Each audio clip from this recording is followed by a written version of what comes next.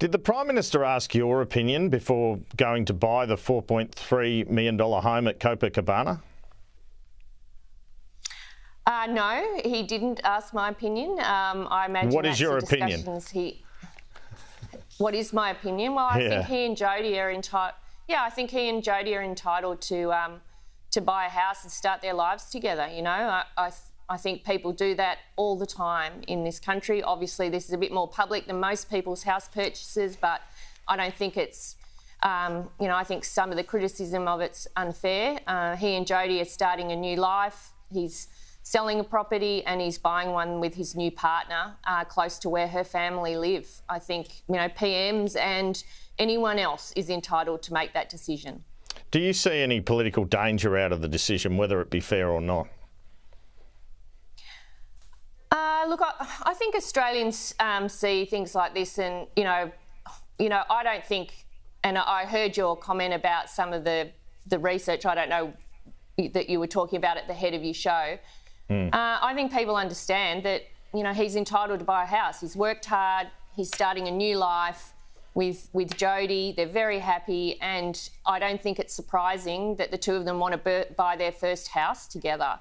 You know, and I know from working with the PM, and I do really closely work with him, is his focus 100% of the time is on cost of living and housing for other people. Like, that's his focus, and making sure we're doing whatever we can to get the supply of housing where it needs to be, and I don't think this changes that at all.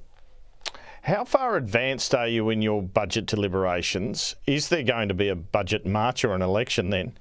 And is another surplus possible, or it's pretty difficult to achieve?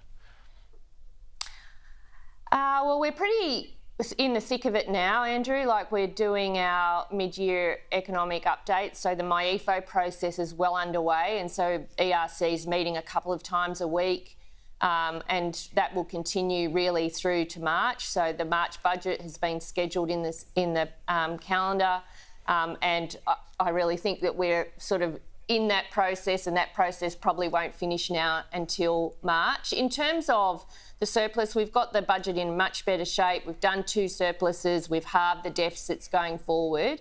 But I think in this financial year, it's going to be pretty tough to find, you know, I think the deficit, you know, to try and find savings to push that into surplus would be hard. The job gets harder each year. I think we've found a lot of savings, but we're focused on making sure we can repair the budget where we can, but also provide all of that cost of living relief that we've been funneling through energy bill rebates and investments in Medicare and medicines and things like that. So we'll continue that approach both in MyEFO and in the budget. Just briefly, there was a report in the papers this morning there might be some sort of solar subsidy or battery subsidy, and that both sides of politics are looking at it. Do you think that could be in the mix? Well, I think looking at how we support households with energy transition is, you know, a critical discussion for government. We're looking at all ways we can do that. We've been doing it with energy bill rebates. Obviously, the states have programs usually around solar and batteries. And, you know, if we can do something that supports households to deal with the costs of the energy transition, of course, we're considering all matters relating to that. Okay, nearly out of time here. I'm going to just try and get a couple of things in. So I'll ask you to be brief if that's okay. The allegations at Channel 9, do you share the concerns of some staff about how that's been handled? Do you have a reaction to that? Well, I think, you know, improving workplace culture is really important. They've obviously had this review. I think that the key thing here is how the implementation of the recommendations go. That's what will really show whether they're actually leaning into it and dealing with these complaints around culture. And the Queensland election Saturday night, widely expected Labor will lose. What are you expecting? Well, I'm not from Queensland, so I don't, you know, you can ask me all the questions about the ACT election. I get a lot more. Obviously, you know, I can see the Labor campaign fighting hard to win. I'll leave that to the good people of Queensland. Katy Gallagher, thanks so much for your time. Thanks for having me on.